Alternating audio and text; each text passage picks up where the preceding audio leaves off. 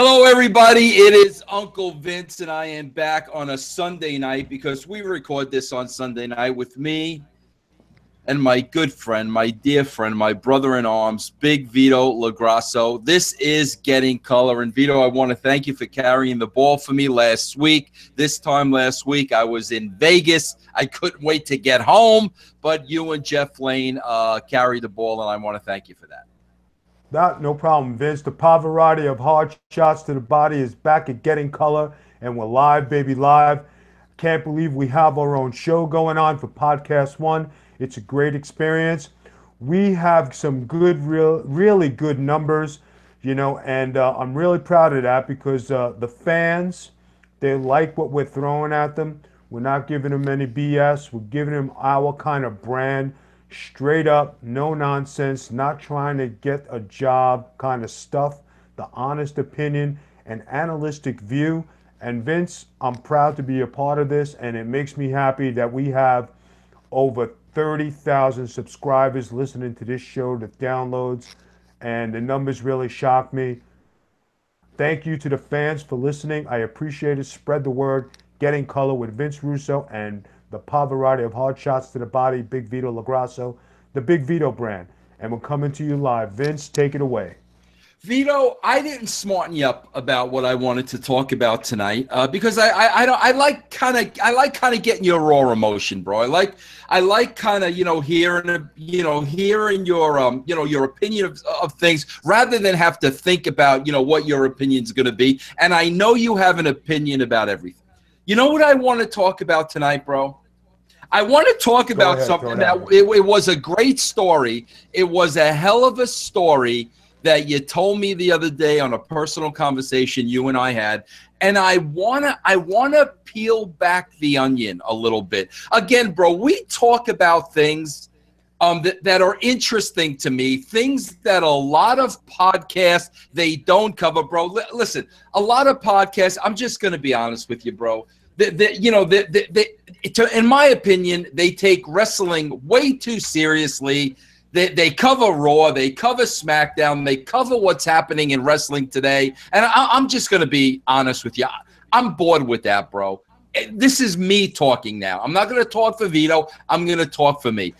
Raw is a horrible show. SmackDown is a horrible show. I don't think wrestling is real, so I'm not going to cover it like it's serious. I'm going to cover it like it's a freaking television show because that's what it is. And Vito, that leads me to tonight's topic. Are you ready for tonight's topic? I'm ready. Go ahead. Throw it at me. Tonight, I want to talk to you on Getting Color about Kayfabe.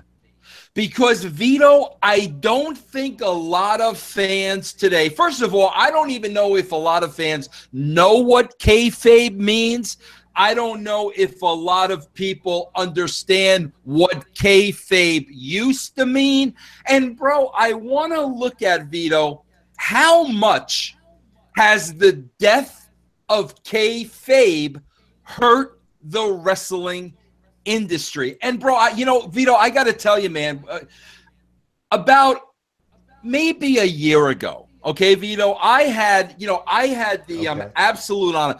Vito, this is like where the world is at today, and you'll appreciate this, Vito.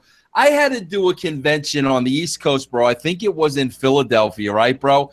And I had to do it about a year ago. And there was this one restaurant bar where like everybody was eating and everybody, talking, everybody, bro, it was chock full of marks and the whole 9 yards.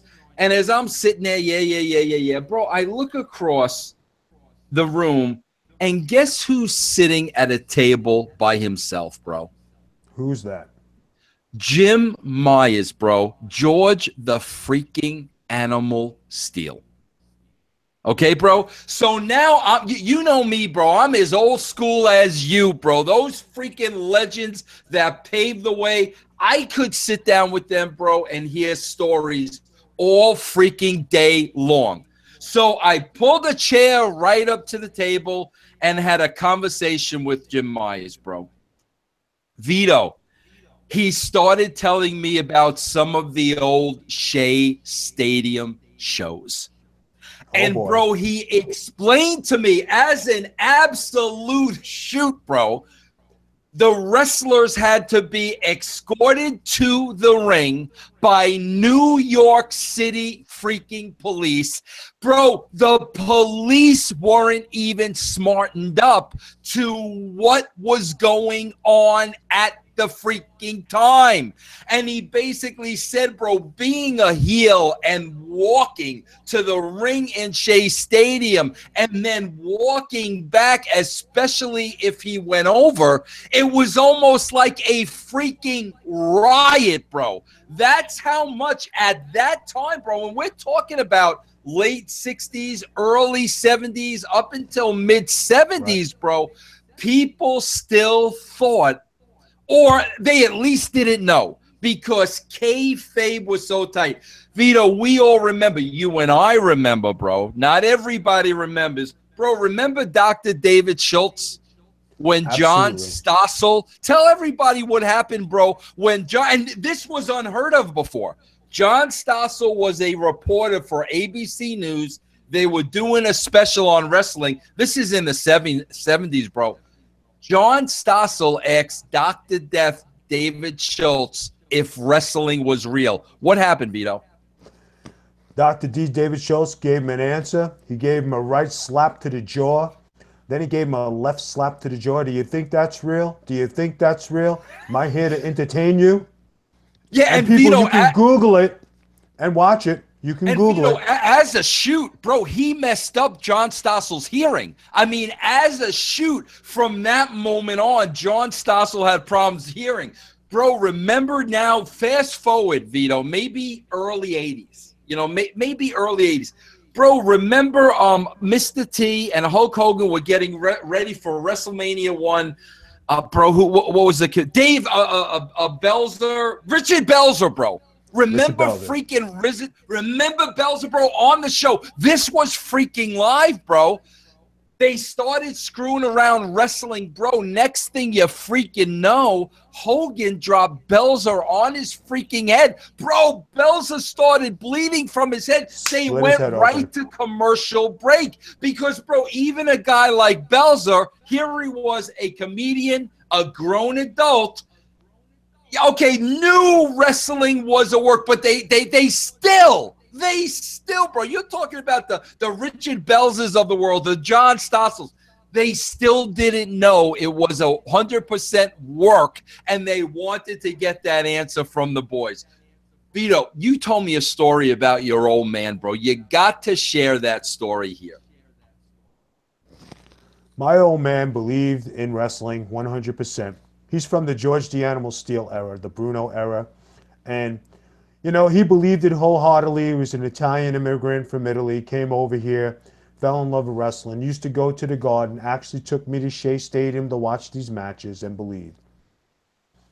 So as the years went on, he used to talk about wrestling. And as I started wrestling, I never, you know, smartened him up to the business. And he used to watch me wrestle. And he used to get mad because I used to lose. Now, I mean, granted, I was wrestling Bret Hart and the Bulldog and, you know, the Big Boss Man. So I had a conversation one day. This was when I was in the WWF. And I never told anybody this. This is true. So he's looking at me and I said, Dad, what'd you think of my wrestling? You know, I'm in the WWF. And he looked at me and he goes, you know, he says, you're not going to make it. And my heart dropped. I felt terrible. But I didn't tell him that it wasn't real. I didn't tell him anything. I said, okay, Dad. I says, I guess so. But, you know, I'm still doing what I got to do. When I went to ECW and I fought Rob Van Dam at the Elks Lodge, Bill Alfonso, you know, got the chair, hit me with the chair. I got the Daminator.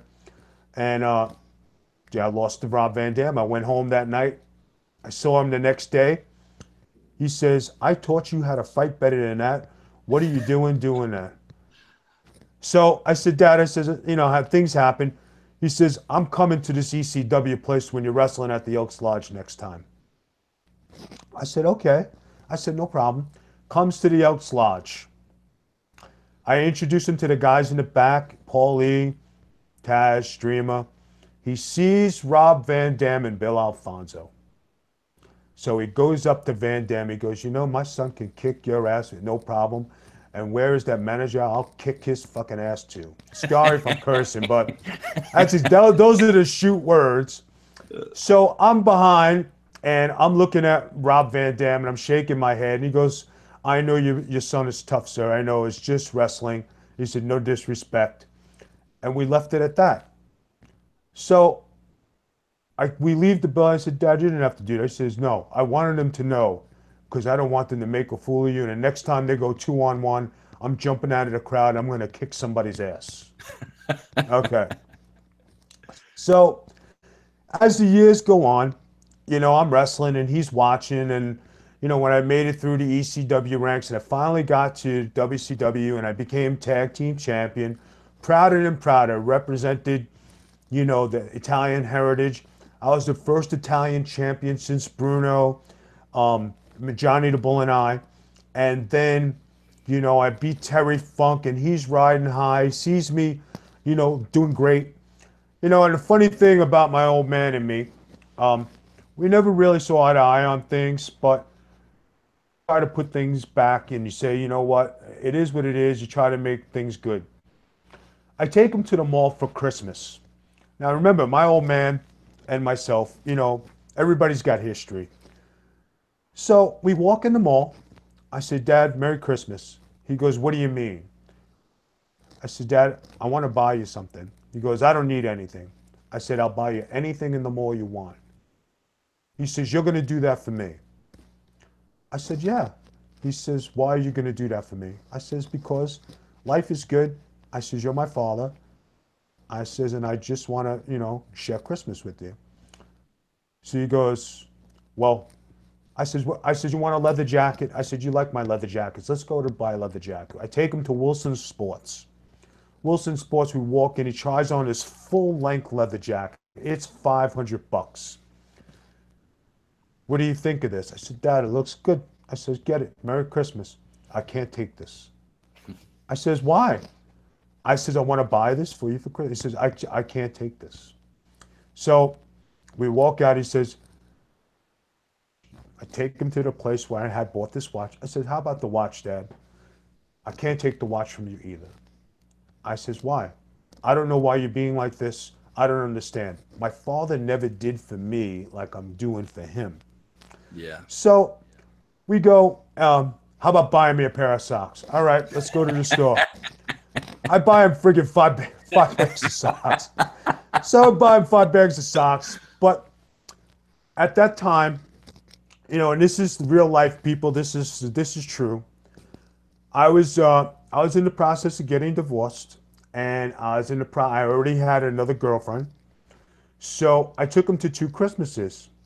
So I had to split myself. So I took him to my girlfriend's, and we had Christmas. He got gifts. Then we went to my ex-wife's place where the kids were and everything. So everybody's getting gifts, and I told my ex-wife, I said, listen, make sure my father has gifts. They come out with boxes, and they put it in front of him. He says, Vito, what is this? I said, it's Christmas. He says, that's the way we do things here. You know, I hadn't spent a lot of Christmases with my old man, but, you know, it's, he just was like, well, you don't have to do it. I said, Dad, Merry Christmas, open the gifts, shut up, and then have a good time. He goes in his pocket, and he goes to get money out of his pocket, starts to give, I said, Dad, I don't want you to give nobody money.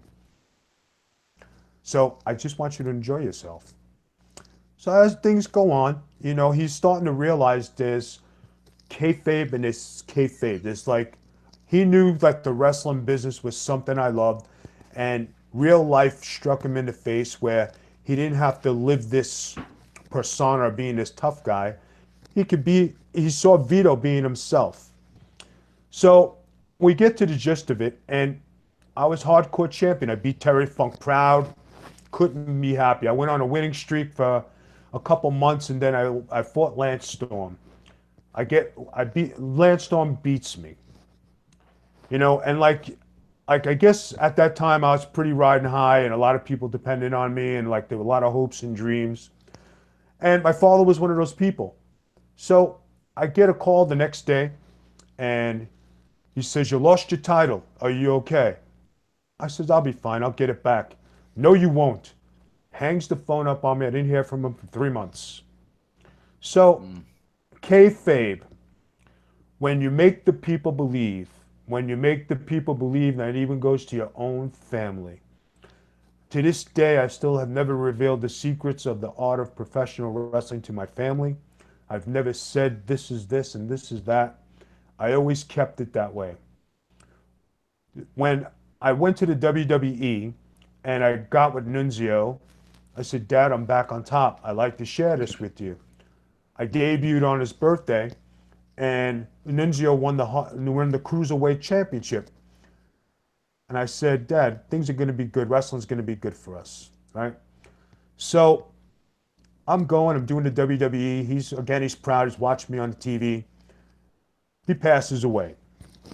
So he died knowing that wrestling lived for him in the kayfabe world. That means that he believed. He believed up until he was 72 years old. I think if he would have saw me in the dress, he would have came to Florida and he would have said, I don't believe this shit. Take off the dress. But I probably wouldn't have smartened him up. My family being from the other side, they thought I broke up with my girlfriend. I moved to Florida. I turned the leaf, all these things. And my brothers told him, they said, listen, he's doing his thing. He's wrestling. He's living his dream. He said, leave him alone. He said, you know, my brother never smartened him up either. He said, I can assure you he's not gay. He just likes women's clothes. So Vito, let me ask you this, Vito, like, because it had to be tough that, you know, when you're losing and your old man's buying into this and he thinks it's real, and, you know, why not smarten him up? Like, what was the reason why you didn't smarten him up about the business? I was taught kayfabe is kayfabe. I was taught by Johnny Rods. I was trained by all the greats in the WWF, and it was a code. And you believed in kayfabe. If you're going to be kayfabe, that means you made the people believe in your gimmick. When I was Skull Von Crush, people actually thought I was German. Everywhere I went, I spoke with an accent. I didn't speak English. I made the people believe. I toured the world. And when you do that, you bring that mystique to wrestling. It's an art form. It's something that you have to believe. If you don't believe it yourself, are not going to believe it. And for my family, in order for them, they're not in the business, they're fans.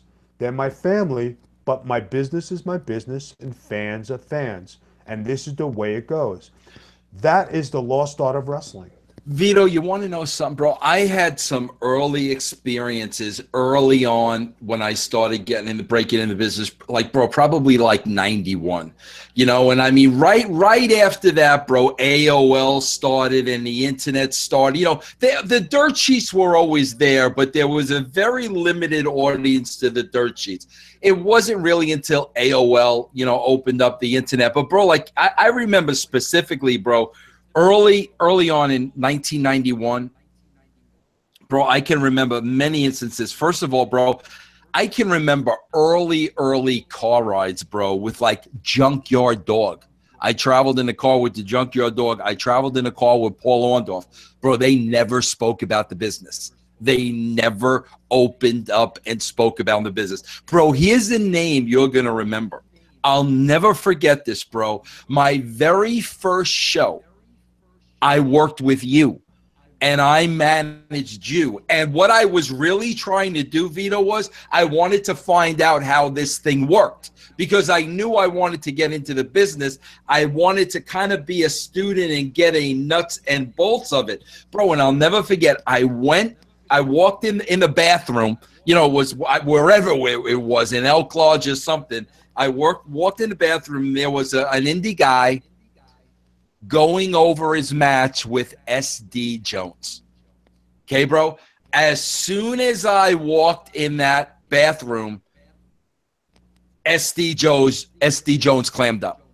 And, bro, do you remember somebody locally? I'm sure you do, Vito. Vito, remember this kid that worked as a manager on the local scene, Carmine Desperto? Yes, I remember.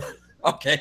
Carmine had to tell SD Jones, no, it's cool. It's cool. He's one of us. And then when Carmine told him that, then SD went on going over his match, and I just kind of stayed back and I was a student. But Vito, as much as I knew wrestling was a work, I knew it early on because the entertainment was too grandiose for it to be real. You know, like I said, bro, you know, Albano and the Valiant Brothers and Chief J Strong, bro, the personalities were too big that, like, I kind of got it right away. But Vito, I got to tell you something, bro. The first time I was working as a freelance writer for the WWF magazine at the time, first time, bro, the editor of the magazine, Ed Raschuti, brought me into the locker room. Right, bro? Bro, right. The baby faces and the heels were playing cards together. And here I was, a grown man, bro, in my freaking 30s, and I had to, like, double take that, like, Hacksaw Jim Duggan was playing freaking cards with the freaking heels. That's how much kayfabe was embedded in the business, the mystique, like you're talking about. And it's like, yeah, I know it's a work, but maybe that was real, or maybe this was real. Like that was always the thing. Okay. Now, Vito, let's kind of fast forward to now, because here's where I think the business is making a huge mistake. Now, Vito, you forgot one thing, Vince. You forgot one thing. Go ahead. The one thing you forgot was when you started wrestling, you and I never spoke about the business because you always came to training and you always were there. You saw wrestling at the Johnny Rod's school. And the one thing you didn't bring up was the training session with me and Larry DeGarris, where I stopped the whole gym because now people remember, we're learning, we're training, and it was a class going on. And I did something that was great. I was wrestling. I was getting my tail kicked. But that day, when I wanted to get up, I got up. And Vince Russo was my buddy, and he stood there. He was new, just like everybody else. We talking boxing going on, people moving, people going. I got up and I slapped this guy as hard as you could slap somebody in the face. You talk about a gym stopping, everybody waiting to jump in to fight. And I stood my ground, and I wasn't going to be embarrassed. I wasn't going to do anything. I didn't break kayfabe, but I let people know, I know this is wrestling, but you're not going to embarrass me. My friend Vince Russo thought it was the greatest thing ever, and he wrote an article about how he viewed the wrestling business. You remember the article you wrote it that day? Yeah, I do. Yeah. Yep. And Vince and I never spoke about it, but he told me, he says, I couldn't believe it. He said, that was so real. I can't believe what you did. The thing is, people, I went back down and I finished my wrestling. But you want to talk about kayfabe and letting people know what's what, it is real.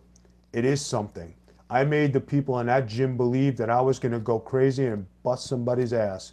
But all I did was prove a point that I can get up, and I wanted respect. Vince Russo was a believer, and I made him believe that day. Spoke about wrestling ever, and that's 26 years of our friendship. Go ahead, man. And Vito, like I said, bro, going back, like, you know, when Jim Myers talks to me about the crowd at Shea Stadium and him really being concerned about his well-being, and I can remember as a kid, even knowing it was a work, bro, like, you were scared to death of the heels because they looked the freaking part. And I'm going to tell you, bro, like, I remember the first heel I was very afraid of, bro. Very afraid, even though I knew it was a work. And you remember the great Waldo Von Erich. And Waldo Von Erich beat Chief J Strongbow in about 90 seconds, and I was scared to death as the guy, knowing it was a work. Bro, the first time, I'll never forget this, Vito. We can fast forward to 1991. And I'll never forget, bro, I scored an interview with freaking Taker. And Taker and Paul Bearer walk in a room that I'm sitting in full gimmick. Bro, I'm an adult. I'm in my freaking 30s. And they play the part. They were those freaking people. So there was always that part of, holy shit. Like every freaking wrestler looked the part. You would not freaking screw with them, whether it was a work or a shoot. Even if it was a work, bro, there was no way they were good guys. You know what I'm saying, bro? There were no way they'd even laugh. You bought into that persona. Okay, now I want to kind of dissect this a little bit with you, bro. I remember it like it was yesterday. AOL was the first thing that took off. Next thing I know, Bob Ryder is coming. To, I think it was like, it might have been WrestleMania at Hartford, WrestleMania 11. I don't know. He was one of the first guys that did a live chat with Diesel, Kevin Nash, and Shawn Michaels at the time. So now the fans were getting one-on-one access to the wrestlers that you never got before. Bro, from there, as the editor of the magazine, I was doing chats. I did one with Shawn Michaels. I think I did one with Brett. But now the people were getting to talk to the wrestlers one-on-one. That never happened before. Never happened. Now, bro, as the internet is growing, now as the dirt sheets are segueing to the internet, now more and more and more and more people, okay, are in on the secret. Okay, now the mystique, now the curtain's been drawn back. Now, if you have a computer and you're a wrestling fan and you go online, you're going to see this is a work. Now, Vito, here's the interesting thing. By the time the Attitude Era came around, which was 97, 98, 99, the internet was in full force. Okay, Meltzer and those guys, they were talking on the computer on a daily basis. Everybody was kind of in on it. You would think, now it would make total sense, Vito, if this was so protected kayfabe and people really were on the fence and they didn't know, you would have to think that once it became known that this is a work, that they were going to lose some of their audience. Because people that believed it, all of a sudden they're reading online about these guys' personal lives, and it's the same finish night after night at all the arenas. They're going to lose some of their audience because the mystique is gone, the secret's out. Now a lot of people know for a fact that this is a work, and they're going to lose some of their audience. And that's exactly what happened in the mid-90s. I mean, from the beginning of 90 to mid-90, the business was really, really, really down. Okay, bro? Okay. But, Vito, I think this is what happened with the Attitude Era. When the Attitude Era kicked in, okay, whether they knew it was a work or it wasn't a work, okay, we entertained the people. And you had these characters. Again, bro, the characters, very, very, very believable. I talk about Undertaker. I mean, bro, come on. Steve Austin, who was more believable than that? The Rock. It was believable, and there were stories that made it very, very, very entertaining. So whether they thought it was a work, knew it was a work, it almost didn't matter because the characters were true to life and the storylines were very, very real. And Vito, I was very careful about this. The way I scripted dialogue and the way I produced the boys, I never wanted anybody to laugh at our business. I never wanted anybody to say, oh, that's that fake wrestling. I never wanted to give them a reason to say that. That's why I was very conscious of the verbiage I wrote and the scenes that I wrote and the situations I put the guys in, because I never wanted to give anybody the opportunity to laugh at it. And whether it was a work or not, you took it freaking seriously. And I think we captured a very serious environment in the late 90s with the Attitude Era, whereas whether it was real or not, and whether you believed it or not, you were highly entertained. We weren't insulting the intelligence of anybody, and you weren't embarrassed to be a wrestling fan. Would you agree with that theory? What would you like to add to that? No, you're 100% on point. I mean, that's the way it was. It was believable. The characters were believable. They stayed in character. And you know what? It made sense for what you were doing at the time. The Attitude Era, it was believable. It was more than believable. It was almost real life-like. And that's because the guys carried out everything to the T. And you can look at their persona, look at the way they carried themselves, look at everything, and you knew they were the real deal. I mean, you can't get any more real than that. And Vito, let's not just say the Attitude Era, because let's face it. I took that Attitude Era when I saw the NWO. The NWO was very, very real, and I'm talking about the raw form. I'm talking about Hall, Nash, and Hogan. Very as real, bro. That may have been the most real time in professional wrestling. Right there, the NWO. Yeah, we took that and then we ran with the Attitude Era. Okay, bro. Okay, and we still had an audience, bro, even though people were smartened up. So the fact, bro, that it was no longer kayfabe did not kill the business. People were smartened up. The business was as popular as ever. Correct? Correct. Okay, now, Vito, we look at today's product. Okay, it's exposed. Everybody, with the exception of maybe the kids, everybody knows it's a freaking work. They're dealing with the same things now that we dealt with, in the late 90s. So they're dealing with the same thing now that we did 20 years ago. 20 years ago, the business was exposed. Everybody knew it was a work. Nothing's changed. But the business is not drawing the way it is. And Vito, this is where I think us as an industry, I think we are our worst enemy, Vito. And I'll tell you why. I just told you, Vito, I was in my 30s when freaking The Undertaker walked in a room, and I was afraid. Literally. I know it's a work. I know he's not The Undertaker. I know Paul Bear. There was that, let me say uneasiness, bro. Uneasiness. Okay, bro? Bro, I could remember meeting freaking Scott Steiner for the first time. Are you kidding me? You're not going to go up to Scott Steiner and put your arm around him. He's going to be your buddy, your pal. Okay?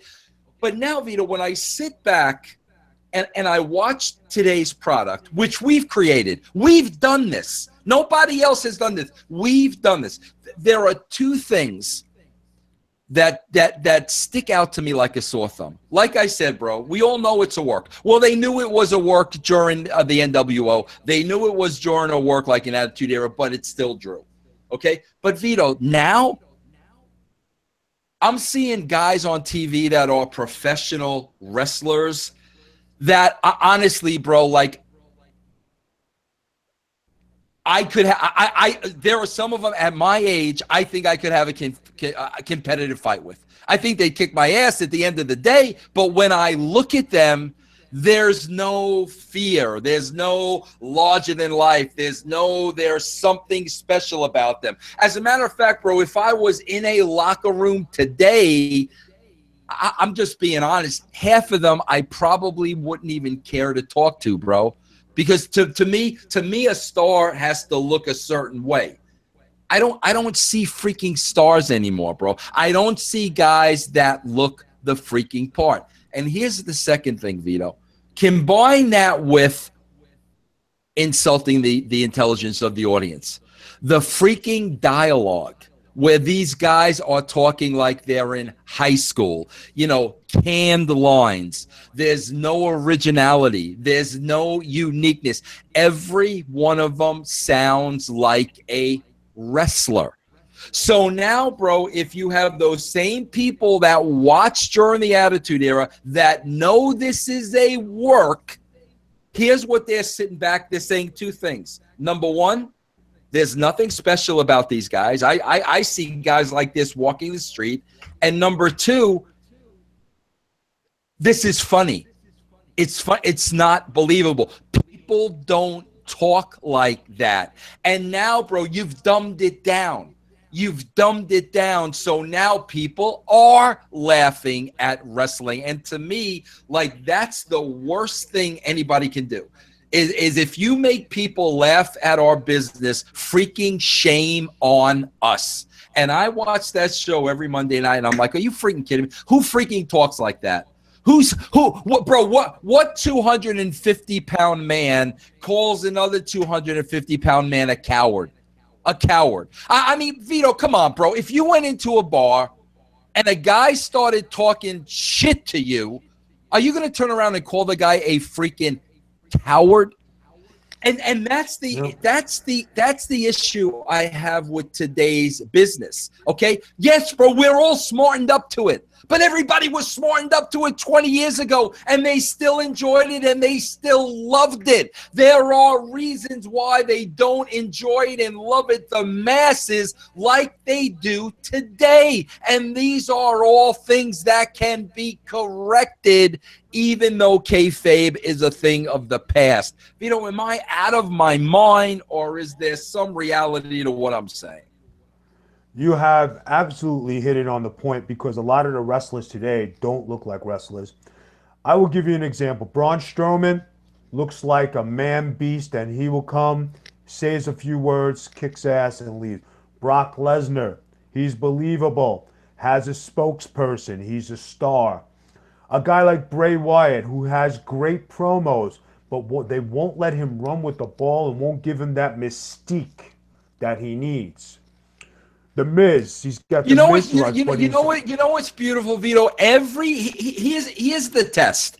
Every guy you're mentioning, if you saw them out in public, you would think twice about approaching them. You know, in the case of a Bray Wyatt or a Braun Strowman or a Lesnar, you're intimidated. You're freaking intimidated. In the case of a Miz, you're looking at the Miz like, this is a bona fide star. You know what I'm saying, bro? So there's going to be that hesitancy to freaking approach him. You're going to be intimidated. That's exactly what I'm freaking talking about. If I saw Vito LaGrasso in a dress at the airport, I am not going up to Vito LaGrasso. Unfortunately, though, bro, in today's business, that's the minority. It's not the majority. no, you're absolutely right, and that's what takes away from the game. You know, and like, you know, there are guys like, okay, I've said it before on a couple past shows, you know, Finn Balor. He's a small guy. He could be a great wrestler, but he doesn't strike fear in you, and there's no mystique about him. He's just average Joe on the street. You look at some of the other guys like Cesaro and Sheamus. Sheamus looks like a wrestler. He's a guy who's got the look, he's got the hair. Cesaro looks like a clean-cut guy. He looks like he could be a police officer or somebody intimidating when he's dressed up in a suit. Yes, his attributes in the ring take precedence, but when you look at them in the street now, you know, there's only so few guys who have that look.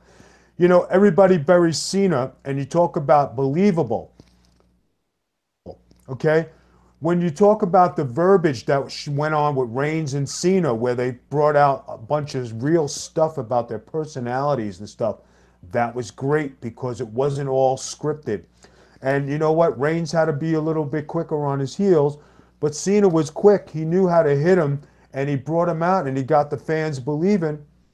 You know, and nobody thought that Roman Reigns was going to beat John Cena, but it happened. But it was a believable fight on the mic. And that's because them guys represented themselves as who they are. Roman Reigns is a great athlete. He looks like he could be a shit kicker. You know, would you approach him in a bar? Maybe not, but does he look like a nice looking guy who just wants to have a good time, can swing some chicks? Absolutely. Cena, he's a big guy. He has that star quality. You know, he does look like somebody. And when you go through the whole roster of the WWE, that's where we miss because a lot of the guys, they don't have the build, they don't have the height, they don't have the look, they don't have what's his name? The manager, the black manager, I forget his Titus O'Neil. Right. He looks like a guy who's a wrestler. He looks big. The kid Well, he's Vito, managing. we could just go to that scene, bro. I think it was last week on Raw. With those 205 guys lined up on the stage, bro. They could have Yes. they could have took people out of the crowd and put them up on the stage. You wouldn't have freaking known. Outside of Neville and freaking Enzo, you could have put anybody on that freaking stage, and there was about 10 of them. There was about 10 freaking. You could have put any, and they would have been nameless, faceless people. But Vito, what about the other side of that equation, bro? With such great TV nowadays, and we've had great TV for freaking years, bro. And the way it's written, and when HBO started making original programming, I mean the freaking Sopranos and True Detective and shows like this. Now you got the Game of Thrones, and of course we had Breaking Bad. I mean, just some magnificent shows, bro. Why does Vince McMahon?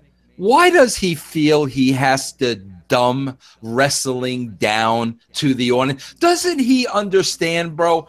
If he dumbs the wrestling down, doesn't he understand he is whittling down that pie to television viewers, intelligent television viewers with a brain that he's freaking isolating because this is coming across like a stupid wrestling show? Why wouldn't you want to challenge the freaking audience, bro, like we did back in the day, rather than say, man, what a bunch of dumb idiots you are to watch wrestling? That, bro, Well, I mean, I will answer that. Yeah, that irritates me more than freaking anybody to say, wait, we got to dumb down the dialogue. We've got to dumb down the storylines because that's all you'll understand because you're that dumb. That drives me out of my freaking mind. Go ahead, bro. Now, I read an interesting article online that just happened to pop up about the WWE. It said on there that it had 34 workers. Then it said it had 32 writers.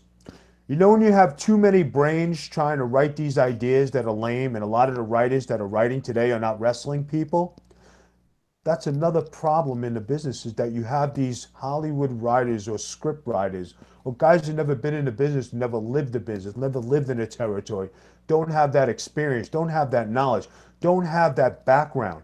And that's why the product is so drowned down. When you have 32 guys, 10 guys, 15 guys writing TV, how many different ideas and directions can you go? When it was the Attitude Era, it was Vince McMahon and Vince Russo. When it was WCW, it was either Eric Bischoff, it was Vince Russo, it was Kevin Nash for a little bit, it was Kevin Sullivan. It wasn't all these guys like having a hand in it. Yes, they'd had assistants. There was one guy putting it together. When you have 32 writers on your staff and you have a whole guys pushing paper who don't know what they're doing. Now, the guys I mentioned who had experience, like a Nash, a Terry Taylor, a Bischoff, Kevin Sullivan. You had Mike Graham back then. There were so many guys who grew up in the business that could write something good. And even as much as I'm going to say this, and I'm not burying the guy, a Jim Cornette with his history in the wrestling business could write something decent. A Paul Heyman with his wrestling credentials can be a head writer because they have the knowledge on how to put something together. Would it be good? I don't know. Would it be bad? I don't know. But they have that knowledge and that they understand the mystique. They understand the presence. They understand what it takes to make stars. When you have a bunch of guys running behind the scenes, pushing paper, writing this, writing that, writing a fantasy like you're in a fantasy league, it ain't going to come out good. And we could always put the blame on Vince and say, Vince is this, Vince is that. But Vince can't write it all, and it's got to be other guys writing some stuff. Vince is credited with pushing Roman Reigns and pushing this guy as a monster. Vince knows that he has to put Brock Lesnar in as a part-timer for him to be believable and make him a star. He built Braun Strowman to be this indestructible force, but he dropped the ball by only giving him one F5 to kick out of. Finish of that match. I don't care what you say. I'll bet $1 million on it. That kid blew up. The next day, you have Braun Strowman chasing around midgets, trying to beat them up. And then you have a guy like Dean Ambrose, who Braun Strowman was just knocking the hell out of the night before on one punch, and Dean Ambrose can't take a punch and hit the mat and stay down, that blew my mind. I said, well, they just exposed the whole business on that one match. Guys, if you stick with the formula, monsters are monsters, or kids are kids, you'll be a lot better off. And when you separate the men from the boys, keep the men with the men and the boys with the boys, it'll be a lot better. Can't blame Vince for everything, and you can't blame, it takes a few people to ruin something. But if you go back to the old school way of booking and doing the successful thing, and I bring this up, people, and I'm not boasting, I'm not putting Vince Russo over.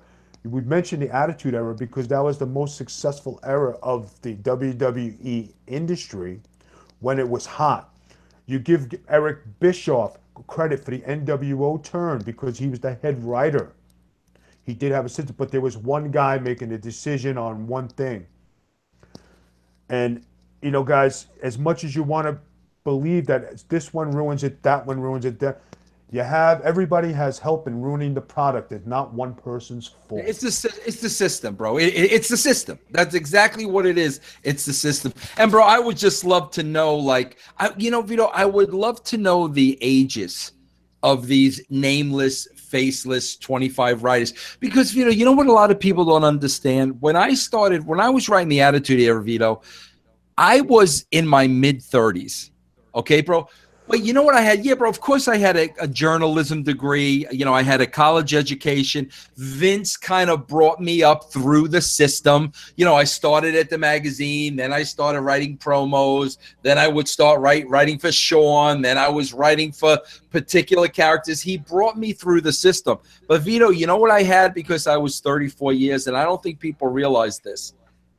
I had 34 years of watching great television. You see what I'm saying, bro? I had years of watching, Jackie Gleason as Ralph Cramden, Carol O'Connor as Archie Bunker. Through the years, I watched all these great television shows, bro, with great characters and great dialogue, and they talked like real people. And that had a lot to do with molding me to a point in my career where I was creating characters. Bro, if I was a 20-something-year-old kid right out of college, I would not have had that freaking experience. But because I studied television and I studied all these great actors and these great character portrayals and these great freaking storylines, that helped my career as a writer in the wrestling business. And that's why I'm saying, bro, I'm sure some of them are 22, 24, 25-year-old hot shots. Bro, I would love to know the history. But that played a big part, bro, in me being able to be successful. But you see, you mentioned something right there, and I was going to say, the one thing you had above all these guys today is you had maturity. And at 34 years old, you were mature. You weren't in awe. Mm-hmm. A lot of these young guys that are under 30 years old and they're writers for the WWE, oh my God, I'm writing for the WWE. Oh my God, here comes Brock Lesnar. Here comes Cena. Here comes this one. Here comes that one. Oh my God, I got to write something. And they're not men writing a script. They're kids living their fantasy and writing. Bro, somebody told me, Vito, just the other day, I'm not going to mention any names or nothing like that. I'm not going to get anybody in trouble, but, this is a fact, somebody in the know, that there's one of the freaking head writers at Raw, okay, Vito, that literally follows around Alexa Bliss like he's got a schoolgirl crush on her. I mean, literally follows, and she knows it, bro. Come on, the boys are the boys. They know, they know, and they're going to work that. And you have a guy that's, one of the top writers in the WWE just follows her around like he's got a schoolgirl crush.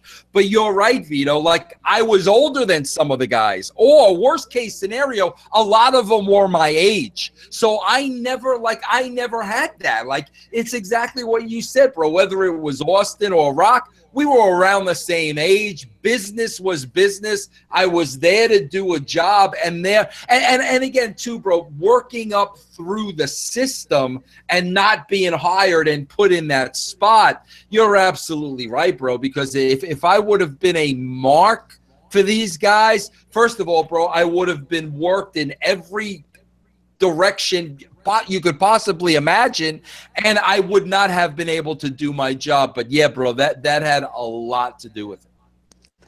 That has everything to do with it. And you know what? When you get the star, now here's another thing guys don't realize. Not only like as a writer, you have to have maturity, but when you're a wrestler, you have to have some kind of responsibility and maturity too, because here you are, okay, if you're in your 20s, you're very lucky to get that push and get that superstardom, but you got to know how to handle it. And if you're 30, married, and you're in your 33 and you're getting that star quality, you have to have that certain mannerisms as a man and certain things. You're not supposed to follow around the divas. You're not supposed to look at all the girls. Yeah, okay, you look from afar. You do your guy thing, but you do it quietly. You might be able to admire them, but you know what? You're there, and it's like you said, be a man.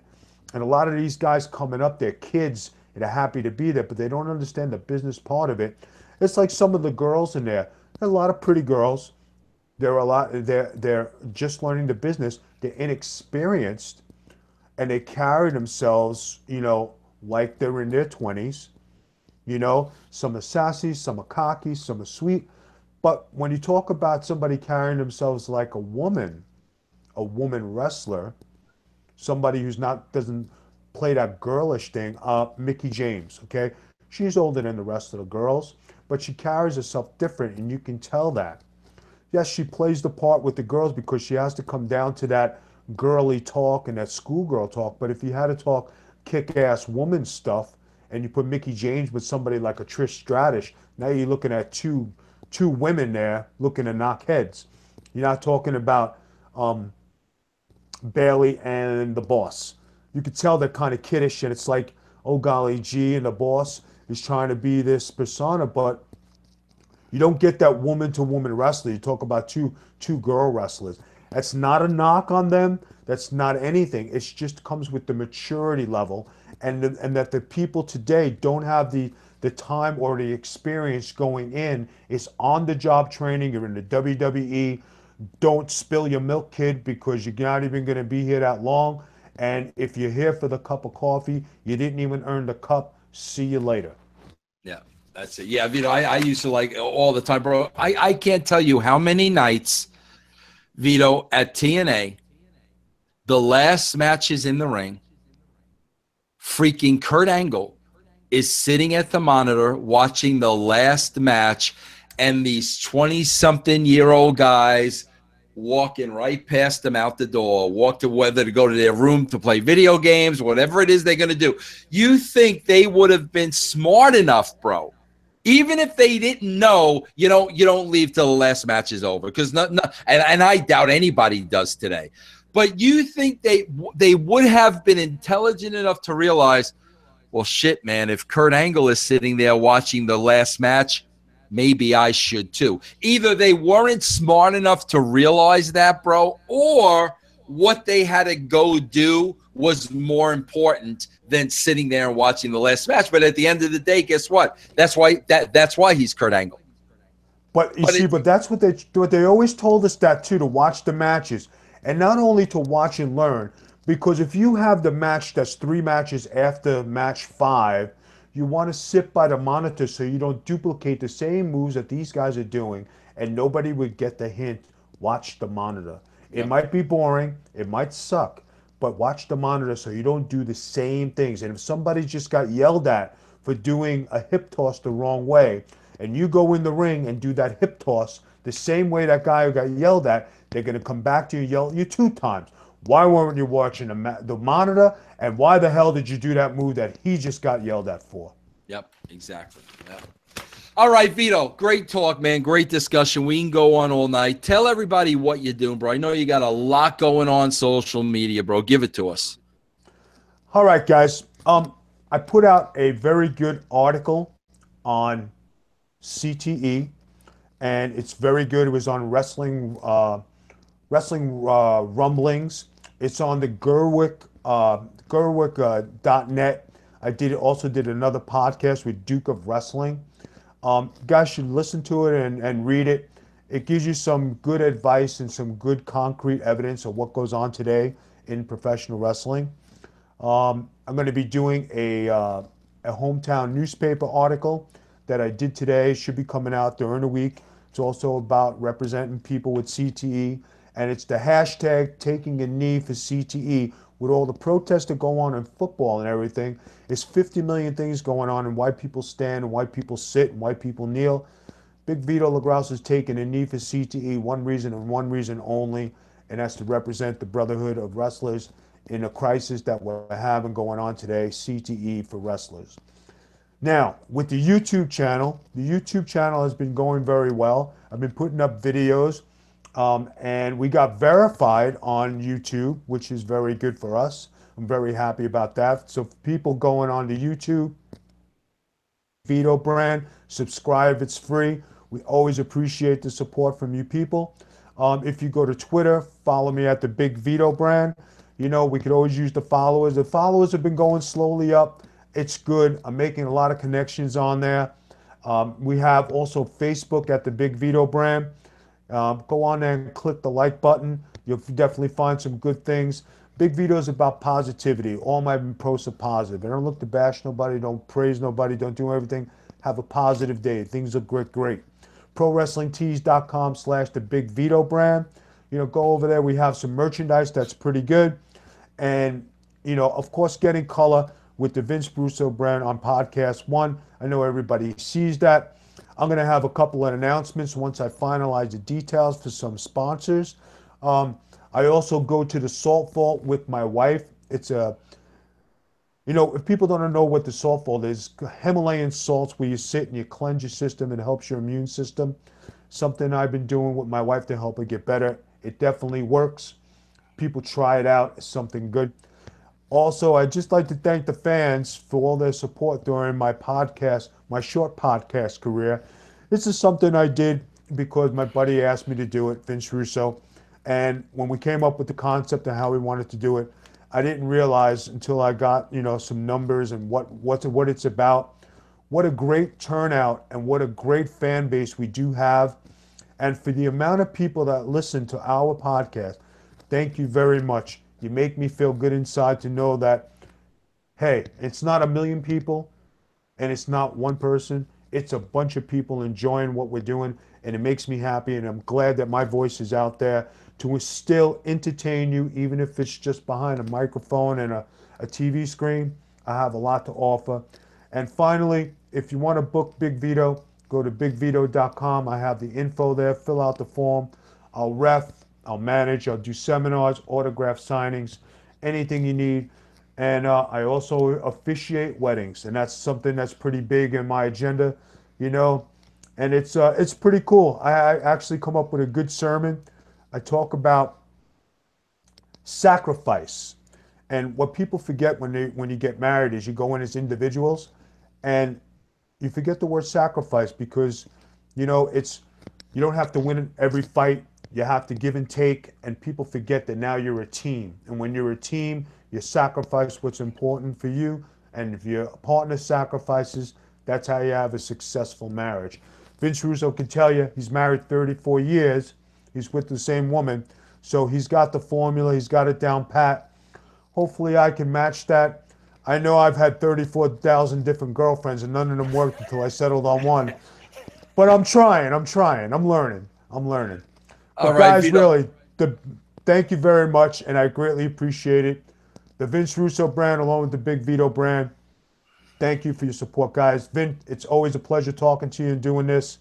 And just keep up the good work. And listen, you need to take another break. I can carry the ball. I All got right. it. I know you can. All right, Vito, thanks a lot, bro. I'm going to let you go. I got a little housekeeping here to do, and I know it's Sunday night and you got things to do. But, bro, as always, I appreciate you and thank you very much. Have a good night, everybody. Thanks, Vince. I'll talk to you later. All right. All right, everybody, a few notes. One very, very important that I want to talk about. As you know, Castrating the Marks has moved to the Realm Network, RELM Network.com. That's the only way you're going to hear it, and you'll be able to see it as well. You're going to get a video feed and an audio feed, Castrating the Marks. Okay, you could become a member of the Realm Network. It's only $3.95 a month. If you're already a member, you're grandfathered in at the old price, but it's $3.95 a month now because we're castrating is going to be exclusive to Realm. But not only that, if you sign up to the Realm Network between today and October 14th, I will call you and personally welcome you to the brand. That's right. You just have to leave your phone number and you will get a call from me welcoming you to the family. That's October 1st through October 14th. You sign up, $3.95 a month. That's less than $1 a week. Realm Network, RELM Network.com or Russo'sBrand.com, the 1st through the 14th. I also want to give a shout out to my friends at CollarandElbowBrand.com. Check them out. Use the code Russo and save 10% off your order. That's CollarandElbowBrand.com. And also try out the new Podcast One app. There is no other podcast app like this. Download the all-new Podcast One app now in the App Store or on Google Play. I will be back tomorrow, everybody, with That's Life. A lot that I got to talk about, bro. I will see you tomorrow. Same bad time, same bad channel.